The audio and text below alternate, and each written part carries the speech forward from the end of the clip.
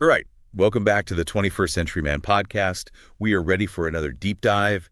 And this time we're tackling Chapter 36, Finding the Right Diet. Ooh, yeah. This is a good one. I know you shared this with us, and I was so excited to get into it because I think everyone struggles with this to some degree. Well, absolutely. Diet is one of the most, I think, kind of confusing and debated topics in health. Yeah. So many strong opinions and so much conflicting information out there. Yeah. And it can be really tough to sort through it all and Yeah. figure out, what actually makes sense and what's actually going to work for you as an individual. Right. And what works for one person might not work for another. We all have different bodies, different needs, different lifestyles. Exactly. So that's why this chapter, I think, is so valuable. It really takes a very level-headed and personalized approach to this whole topic. It does. It really emphasizes finding a way of eating that's sustainable for you, something that you can stick with long term and that makes you feel good.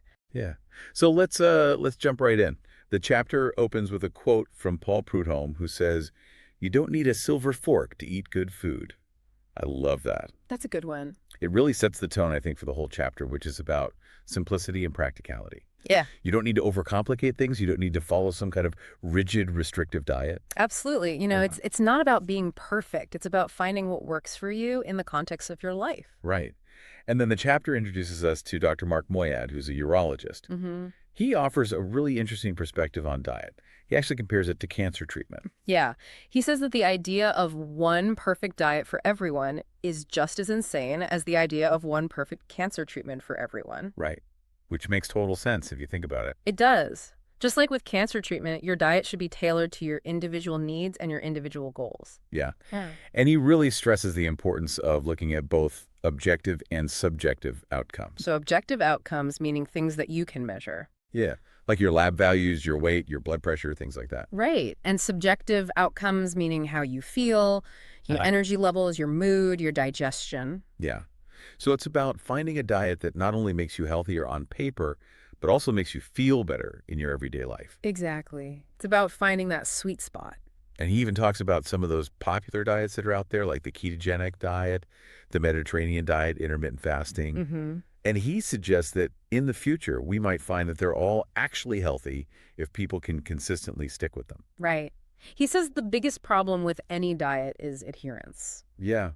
If you can't stick with it long term, it's not going to do you much good. Exactly. So it's about finding something that you enjoy that you can make a part of your lifestyle. And to kind of illustrate this point about tracking your health and seeing what's working for you, Dr. Moyad brings up a study that was done across 52 countries. Oh, yeah. This was a fascinating study. It is.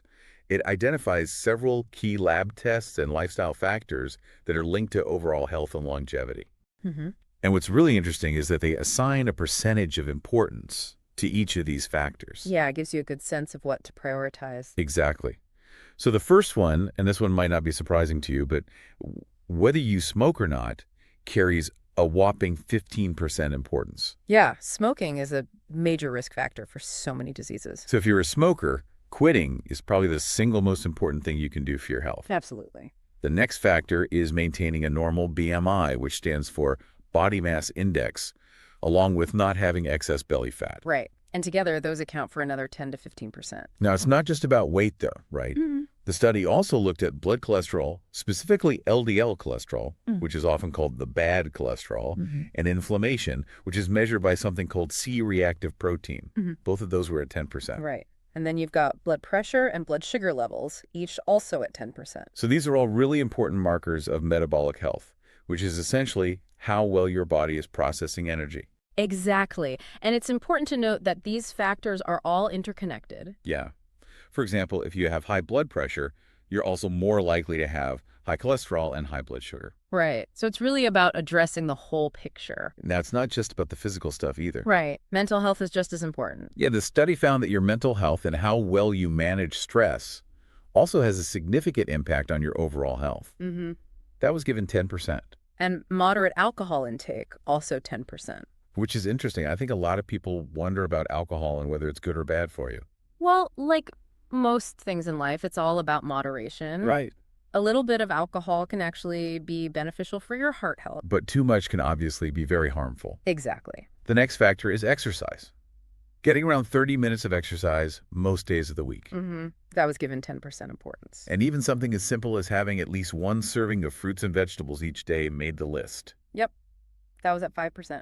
Which I think is a good reminder that you don't have to completely overhaul your diet to start making healthier choices. Right. Just adding a few more fruits and veggies to your day can make a difference. Now, the study also looked at specific nutrients like fiber, fish, and omega-3 fatty acids, supplements, and medications.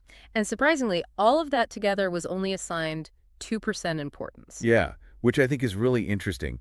It suggests that focusing on the bigger picture, things like not smoking, managing your weight, and getting regular exercise might have a bigger impact on your health than obsessing over every little nutrient. It's about the fundamentals. Exactly.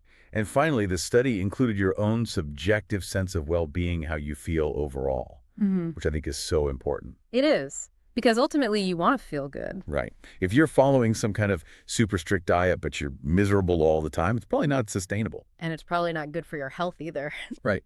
So what Dr. Moad really emphasizes is that the best diet is the one that helps you achieve your specific health goals, that moves your lab values in a positive direction, and that is satisfying enough for you to maintain. Yeah. He really nails it with that. It's not about finding the perfect diet. It's about finding the right diet for you. Exactly. And then the chapter kind of shifts gears a little bit and starts talking about how good nutrition is a powerful tool for reducing your risk of major diseases. Right. It specifically brings up insulin resistance, which is also known as metabolic syndrome. Yeah. And this is a condition that's often indicated by weight gain and a waist circumference of 38 inches or greater. It's basically a cluster of symptoms that increase your risk of developing type 2 diabetes, heart disease, and other chronic illnesses. And the chapter explains that in the majority of cases of insulin resistance, the primary strategy is to manage your carbohydrate intake, paying particular attention to sugars. Right. Because when you eat too many carbohydrates, especially refined carbohydrates like sugar and white flour, your blood sugar spikes. Yeah. And over time, this can lead to insulin resistance, where your cells become less responsive to insulin, which is the hormone that helps your body use glucose for energy. And when your cells become insulin resistant, your body has to produce more and more insulin to keep your blood sugar levels in check. And this can eventually lead to all sorts of problems like weight gain, high blood pressure, high cholesterol, and type 2 diabetes. Exactly. So managing your carb intake is really key. And then the chapter gets into the practical side of things and talks about choosing a way of eating that you enjoy and that fits with your local foods and cultural traditions. Right. Because you're more likely to stick with a way of eating if you enjoy it and if it fits into your life. Exactly. And it provides a really helpful overview of several well-regarded approaches to healthy eating that have emerged over the past 30 years.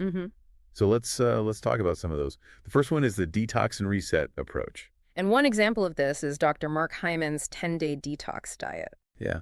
The basic idea here is to give your system a break from processed foods, added sugars, and unhealthy fats for a short period of time. And then to gradually reintroduce those foods while paying attention to how your body reacts. Right. This can be helpful for resetting your gut microbiome, which is the community of bacteria that live in your digestive system. Right. And it can also help to reduce cravings and inflammation. The chapter also mentions Dr. Arthur Agatston's South Beach diet as another classic example of a reset plan. And that one has some great recipes, too. Yeah. South Beach is known for its delicious and satisfying meals. The next approach is the allergy and autoimmune diet. And this one focuses on identifying and eliminating foods that might be triggering inflammation or other symptoms in your body. Yeah. It's based on the idea that food allergies and sensitivities are often underestimated factors in chronic health problems. Right. And it can be really helpful for people with autoimmune diseases like rheumatoid arthritis or Hashimoto's thyroiditis. The chapter suggests using autoimmune cookbooks as a helpful way to navigate avoiding common trigger foods. Yeah. There are some great resources out there that can help you create delicious and nutritious meals that are free of common allergens. And it also talks about lab testing as a more advanced way to pinpoint your specific food sensitivities. Right. You can get your blood tested for antibodies to different foods, which can help you identify which foods you might be reacting to. And it also mentions elimination diets as a more DIY approach, where you eliminate certain foods from your diet for a period of time and then reintroduce them one by one to see how your body responds. Yeah, that's a great way to pinpoint specific sensitivities. And for those who want to explore this further, the chapter specifically recommends Mickey Truscott's The Autoimmune Paleo Cookbook, and also the website cyrexlabs.com, which offers advanced testing for autoimmunity and food reactivity. Yeah. Cyrix Labs is a great resource for people who are really serious about figuring out their food sensitivities. Moving on, the next approach is the ancient grains, whole grains diet. And this one focuses on eating a diet that's rich in whole unprocessed grains like quinoa, brown rice oats, and barley. Yeah. It emphasizes choosing organic, non-GMO grains and avoiding modern wheat, which has a much higher gluten content than ancient grains. Right. And the idea here is that these whole grains are more nutrient dense and easier to digest than refined So they grains. can help you feel fuller for longer, which can be helpful for weight Yeah, management. exactly. Now, the book does caution that weight loss might be slower on this type of diet. You're looking at maybe 2 to 3 pounds a month. But the benefit is that it's a very sustainable approach. Yeah, you're not restricting any major food groups, so you're less likely to feel deprived or to binge. Right. It's about making gradual changes that you can stick with for the long haul. Now, if you have a chronic illness, the chapter does recommend talking to your doctor about whether a ketogenic or paleo diet might be more suitable for you. Mm. And it also recommends a couple of books that you might find helpful. Everyday Whole Grains by Ann Taylor Pittman and Hugh Aitchison, and Whole Food Cooking Every Day by Amy Chaplin. Yeah, those are both great resources for incorporating more whole grains into your diet. Next up is the DAH diet, which stands for Dietary Approaches to Stop Hypertension, and DHH Diet 2. And these are diets that are specifically designed to lower blood pressure. Yeah, they're often recommended for people with cardiovascular disease or hypertension. And they focus on eating plenty of fruits, vegetables, and whole grains while limiting saturated fat, cholesterol, and sodium. Right, so it's a very heart-healthy way of eating. Exactly. The chapter emphasizes the importance of reducing salt intake, which can be a major contributor to high blood pressure. Right. And for more information, it directs you to the Hypertension Institute of Vanderbilt University website. Yeah, they have some great resources on there for managing your blood pressure. The next diet that the chapter covers is the glycemic index diet. And this one is all about choosing foods that have a low glycemic index, Yeah. which means that they don't cause your blood sugar to spike as much after you eat them. Right. And this can be really helpful for managing weight and preventing type 2 diabetes. The chapter actually refers you back to chapter 31 for a more in-depth explanation of the glycemic index. Mm-hmm. So if you're interested in learning more about that, you can go back and check out that chapter. Then we have intermittent fasting, which is a really popular approach these days. Yeah, and this is where you alternate between periods of eating and periods of fasting. Right. And there are lots of different ways to do it. Yeah, some people fast for 12 hours a day. Some people fast for 16 hours a day. Some people fast for a whole day or even longer. And the idea is that by giving your body a break from digesting food, you can improve your insulin sensitivity and reduce inflammation. The chapter mentions a few different intermittent fasting patterns like the 12.12 and the 16.8, Mm-hmm. and it points out that intermittent fasting isn't necessarily suitable for everyone. Right. It's not recommended for people with certain medical conditions like diabetes or eating disorders. And if you're interested in learning more about intermittent fasting, the book recommends Jen Stevens's book, Fast, Feast, Repeat. Yeah. That's a great resource for anyone who's curious about intermittent fasting. Next up is the ketogenic diet. And this one is a high-fat, very low-carbohydrate diet. Yeah. The idea is to force your body to burn fat for fuel instead of glucose. And this can lead to weight loss and improved blood sugar control. The chapter highlights the inspiring story of Dr. Terry Walls, who reversed her multiple sclerosis through a nutrient-rich ketogenic diet. Yeah. She wrote a book about it called The Walls Protocol, Cooking for Life. And it also mentions that there are vegetarian options available for the ketogenic diet, Mm-hmm. and that there's a 3-phase approach to the diet. So you can kind of ease into it and find what works best for you. Right. Then we have the Mediterranean diet, which is probably one of the most well-researched and well-respected diets out there. Yeah. It's consistently ranked as one of the healthiest diets in the world. And it's been shown to reduce the risk of heart disease, stroke, type 2 diabetes, and some types of cancer. The diet is based on the traditional eating patterns of people living in the Mediterranean region. Yeah, so it emphasizes fruits, vegetables, whole grains, legumes, nuts, and olive oil. And it includes moderate amounts of fish, poultry, and dairy. And red meat and processed foods are limited. Right. It's a very balanced and sustainable way of eating. Exactly.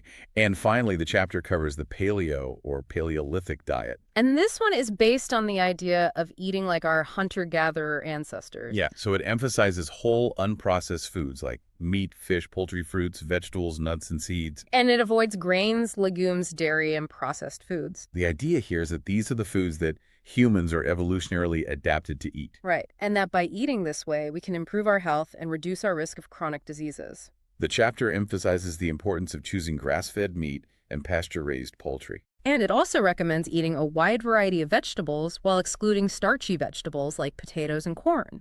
And for those who are interested in learning more about the evolutionary perspective on diet, the chapter mentions the work of Dr. Weston Price. Yeah. He was a dentist who traveled the world studying the diets of traditional cultures. And he found that those who ate a more traditional diet free of processed foods had excellent health and very few chronic diseases. Right. So there's definitely something to be said for eating more like our ancestors. The chapter concludes by reiterating that finding the right diet is a very personal journey. It's about experimenting and seeing what works best for you. Exactly. And it's about paying attention to your body and how you feel. Right. If you're feeling good and your health markers are improving, you're probably on the right track. Absolutely. And it provides the website of Nancy Fess, www.theneverdietdiet.com, as an additional resource for exploring various nutritional strategies. Yeah. Nancy Fass is a registered dietitian who has a lot of great advice on intuitive eating and finding a sustainable way of eating that works for you. So as we've explored in this deep dive into Chapter 36 of the 21st Century Man Finding the Right Diet, isn't about chasing some mythical perfect diet. Right. It's about understanding your own body, tracking your health, and finding an approach to eating that you can sustain and that makes you feel good. This book offers such a comprehensive and encouraging look at various dietary approaches, really empowering you to make informed decisions. We highly recommend you read Chapter 26 in its entirety to delve even deeper into these fascinating concepts and find what resonates most with your individual needs and lifestyle. The practical advice and diverse perspectives offered are truly invaluable. I totally agree. This chapter is packed with valuable insights and practical tips that can help you on your journey to finding the right diet for you. Thank you for joining us on the 21st Century Man podcast. We hope this exploration has provided some clarity and inspiration on your journey to finding the right way to nourish yourself. Be sure to check out Chapter 36 for yourself. It's well worth the read. Next time, we'll be diving into Chapter 37, Getting Back in Shape. So be sure to join us then as we continue to unpack the wisdom within the 21st Century Man. Sounds good. I'm looking forward to it. Me too. See you then. See you then.